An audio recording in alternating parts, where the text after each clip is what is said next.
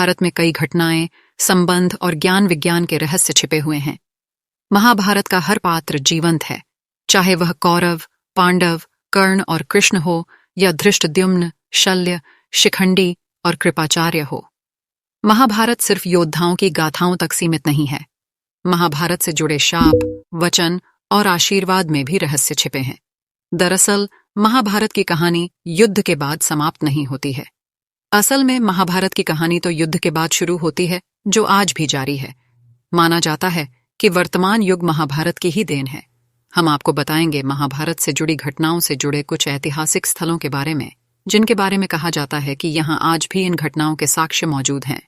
पहला, ऐतिहासिक घटना स्थल कुरुक्षेत्र।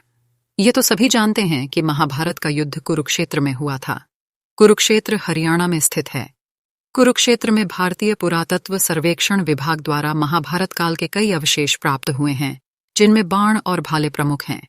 कुरुक्षेत्र की भूमि पर कई महान योद्धा वीर गति को प्राप्त हुए थे। कुरुक्षेत्र ही वह स्थान है जहां पर भगवान श्री कृष्ण ने अर्जुन का मोहभंग करने के लिए उसे गीता का ज्ञान दिया था। कुरुक्षेत्र में प्राचीन कुआं आज भी देखा जा सकता है।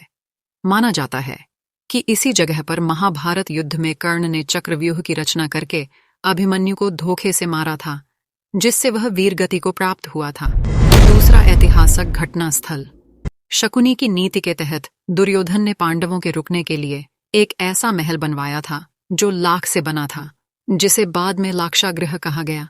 यह लाख तेजी से अग्नि पकड़ता है। दुर्योधन ने पांडवों को मारने की साजिश रची थी। इस महल में रात में चुपचाप से आग लगा दी गई थी, ताकि सोते हुए पांडवों की इस महल में ही जलकर मृत्यु हो जाए। किंतु पांडवों के जासूसों ने उन्हें इस योजना की सूचना दे दी और वे रात को ही एक गुप्त सुरंग से निकल भागे। ये सुरंग आज भी है, जो गाजियाबाद में हिंडन नदी के किनारे पर खुलती है। लाख से बने महल के अवशेष आज भी बरनावा में पाए जाते हैं। ये बरनावा या वारणावत नामक स्थान मेरठ जिले में स्थित है। मेरठ से 35 और सरधना से 17 किलोमीटर दूर बागपत जिले में स्थित एक तहसील का नाम वारणावत है। यहाँ महाभारत कालीन लाक्षागृह चिन्हित है। इसके अवशेष आज भी यहाँ एक टीले के रूप में मौजूद हैं।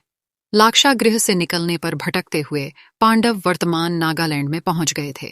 वहां पर राक्षसी हिडिंबा संग भीम का विवाह हुआ था। तत्पश्चात उनका घटोत्कच नामक पुत्र हुआ, जो कि भीम के समान ही बलशाली था। भीम अपने पुत्र के साथ जिन गोटियों से शतरंज खेला करते थे, वह आज भी नागालैंड के दिमापुर में देखी जा सकती है। तीसरा ऐतिहासिक घटना स्थल गंधमादन पर्वत, जहां भीम नहीं उठा पाए थे हनुमान जी की पूंछ। सभी को यह घटना तो मालूम ही होगी कि बलशाली भीम हनुमान जी की पूंछ नहीं उठा पाए थे। कुछ विद्वान मानते हैं कि यह घटना गंधमादन पर्वत पर घटी थी। हिमालय के कैलाश पर्वत के उत्तर में स्थित गंधमादन पर्वत कुबेर के राज्य क्षेत्र में था। सुमेरु पर्वत की चारों दिशाओं में स्थित गजदंत पर्वतों में से एक को उस काल में गंधमादन पर्वत कहा जाता था। आज यह क्षेत्र तिब्बत के इलाके में है। इस क्षेत्र में 2 रास्तों से जा सकते हैं।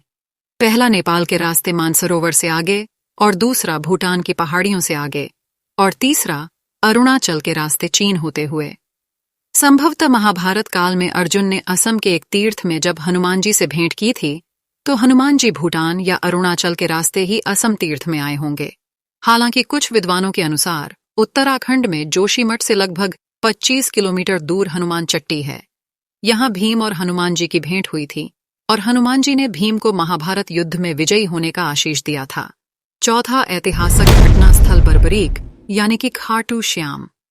भीम के पौत्र और घटोत्कच के पुत्र बर्बरीक के बारे में सभी जानते हैं कि वह मात्र 3 बाण ही लेकर युद्ध क्षेत्र में लड़ने जा रहे थे। इसलिए भगवान श्री कृष्ण ने ब्राह्मण के भेष में उनसे दान में उनका शीश मांग लिया था। दान के पश्चात श्री कृष्ण ने बर्बरीक को कलयुग में स्वयं के नाम से पूजित होने का वर दिया। बर्बरीक ने श्री कृष्ण के समक्ष एक यह इच्छा भी व्यक्त की कि मैं यह युद्ध देखना चाहता हूं। तब श्री कृष्ण ने उसकी इच्छा से उस शीश को एक स्थान पर रखवा दिया। वह जिधर भी देखता उधर की सेना का सफाया हो जाता। ऐसे में श्री कृष्ण ने उसके शीश को दूर एक स्थान पर रखवा दिया। आज उस स्थान को खाटू श्याम का स्थान कहा जाता है। श्री कृष्ण के वरदान स्वरूप ही उनकी पूजा श्याम रूप में की जाती है। राजस्थान के सीकर जिले में स्थित है परम धाम खाटू। खाटू का श्याम मंदिर बहुत ही प्राचीन है, लेकिन वर्तमान मंदिर की आधारशिला सन 1720 में रखी गई थी। इतिहासकार पंडित जाबर मल्ल शर्मा के मुताबिक सन 1669 में औरंगजेब की सेना ने इस मंदिर को नष्ट कर दिया था। मंदिर की रक्षा के लिए उस समय अनेक राजपूतों ने अपना प्राणोत्सर्ग किया था। 5वां ऐतिहासिक घटना स्थल ब्रह्मास्त्र या फिर परमाणु। सिंधु घाटी के नगर क्यों हो गए नष्ट? महाभारत का युद्ध आज से लगभग 5300 वर्ष पूर्व हुआ था। उस दौरान गुरु द्रोण के पुत्र अश्वत्थामा ने भगवान कृष्ण के मना करने के बावजूद ब्रह्मास्त्र का प्रयोग किया। अश्वत्थामा ब्रह्मास्त्र चलाना तो जानता था, पर उसे लौटाना नहीं जानता था। उस अति प्रचंड तेजोमय अग्नि को अपनी ओर आता देख अर्जुन भयभीत हो गए और उसने श्री कृष्ण से विनती की। श्री कृष्ण बोले, हे अर्जुन, तुम्हारे भय से व्याकुल होकर अश्वत्थामा ने यह ब्रह्मास्त्र तुम पर छोड़ा है। इस ब्रह्मास्त्र से तुम्हारे प्राण घोर संकट में हैं। इससे बचने के लिए तुम्हें भी अपने ब्रह्मास्त्र का प्रयोग करना होगा, क्योंकि अन्य किसी अस्त्र से इसका निवारण नहीं हो सकता। कहते हैं कि अश्वत्थामा ने ब्रह्मास्त्र छोड़ा, प्रत्युत्तर में अर्जुन ने भी छोड़ा। अश्वत्थामा ने पांडवों के नाश के लिए छोड़ा था और अर्जुन ने उसके ब्रह्मास्त्र को नष्ट करने के लिए। दोनों द्वारा छोड़े गए इस ब्रह्मास्त्र के कारण लाखों लोगों की जान चली गई थी और सिंधु घाटी के नगर नष्ट हो गए। उस काल में सिंधु और सरस्वती नदी के पास ही लोग रहते थे। 6ठा ऐतिहासिक घटना स्थल भगवान श्री कृष्ण का जन्म स्थल। उत्तर प्रदेश में स्थित मथुरा नगरी भगवान श्री कृष्ण की जन्मस्थली होने के कारण यह महाभारत की घटनाओं का प्रमुख केंद्र रहा है। महाभारत काल में इस नगरी पर जरासंध ने कई आक्रमण किए थे। जिस स्थान पर कंस रहता था, उस स्थान को कंस के किले के नाम से जाना जाता है। कंस के आतंक को रोकने के लिए विष्णु भगवान को श्री कृष्ण अवतार लेना था। कंस उनके इस अवतार को रोकने और अवतार उपरांत उन्हें मारने का षड्यंत्र इसी किले में रचता था। यह किला मथुरा में आज भी है। 7वां ऐतिहासिक घटना स्थल व्यासपोथी। व्यासपोथी नामक स्थान बद्रीनाथ से 3 किलोमीटर की दूरी पर उत्तराखंड के माणा गांव में स्थित है। यहाँ महाभारत के रचनाकार महर्षि वेद व्यास जी की गुफा है। इसके समीप ही गणेश गुफा है। मान्यता है कि इसी गुफा में व्यास जी ने महाभारत को मौखिक रूप दिया था और गणेश जी ने उसे लिखा था। माना जाता है कि उत्तराखंड में स्थित पांडुकेश्वर तीर्थ में अपनी इच्छा से राज्य त्याग करने के बाद महाराज पांडु अपनी रानियों कुंती और माद्री संग निवास करते थे। इसी स्थान पर 5 पांडवों का जन्म हुआ था। 8वां ऐतिहासिक घटना स्थल मनाली। कहते हैं कौरवों से अपना राज्य हारने के बाद भगवान श्री कृष्ण के कहने पर अर्जुन मनाली के पिरणी में तप करने चले गए थे। उस स्थान को अर्जुन गुफा के नाम से जाना जाता है। इसी स्थान पर भगवान शिव ने अर्जुन को पशुपता शस्त्र दिया था। मनाली भारत के हिमाचल प्रदेश का एक शहर है। मनाली कुल्लू घाटी के उत्तर में स्थित लोकप्रिय हिल स्टेशन और पर्यटन स्थल है। पौराणिक ग्रंथों में मनाली को मनु का घर कहा गया है। कहा जाता है कि जब सारा संसार प्रलय में डूब गया था तो एकमात्र मनु ही जीवित बचे थे।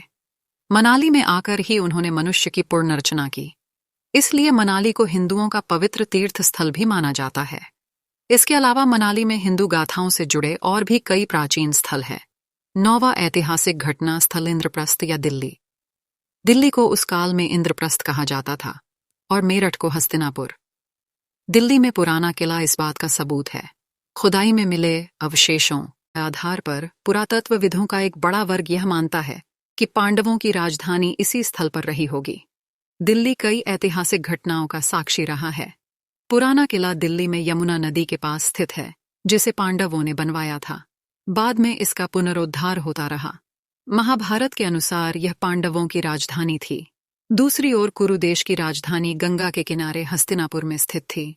10वां ऐतिहासिक घटना स्थल द्वारिका। कहते हैं कि महाभारत युद्ध के पश्चात द्वारिका पर अनजान शक्तियों ने हमला किया था, जिसके चलते वह नष्ट हो गई थी और कालांतर में यह समुद्र में डूब गई थी। द्वारिका उस काल में महाभारत काल का प्रमुख केंद्र हुआ करता था, जो कई प्राचीन और ऐतिहासिक घटनाओं का केंद्र था। गुजरात के पश्चिमी तट पर समुद्र में डूबे 7000 से 3500 वर्ष पुराने शहर खोजे गए हैं, जिनको महाभारत में वर्णित द्वारका के संदर्भों से जोड़ा गया है। हालांकि द्वारिका पर पहले प्राचीन शहर कुशस्थली था। याति ने यह संपूर्ण क्षेत्र अपने पुत्र यदु को सौंपा था। इसलिए भगवान कृष्ण अपने 18 कुल के बंधु बांधवों को लेकर द्वारिका में बस गए थे। ये थे कुछ महाभारत के सबूत। आपको जानकर कैसे लगे कमेंट जरूर करें।